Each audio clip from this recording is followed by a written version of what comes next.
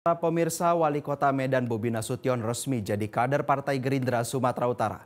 Menantu Presiden Jokowi itu langsung menerima kartu tanda anggota Partai Gerindra. Usai menerima kartu tanda anggota, Bobi memohon doa dan dukungan dari seluruh kader Gerindra yang juga mendaftarkan diri sebagai bakal calon gubernur Sumatera Utara lewat Partai Gerindra. Pendaftaran Bobi diterima langsung oleh Ketua DPD Gerindra Sumatera Utara Gus Irawan Pasaribu. Gus Irawan mengaku bangga akhirnya Bobi Nasution melabuhkan pilihan ke partai yang dipimpin Prabowo Subianto. Bobi mengatakan Gerindra adalah partai yang telah banyak memberikan dukungan selama ia menjabat sebagai Wali Kota Medan. Menurutnya hubungan dia dengan Gerindra sangat baik.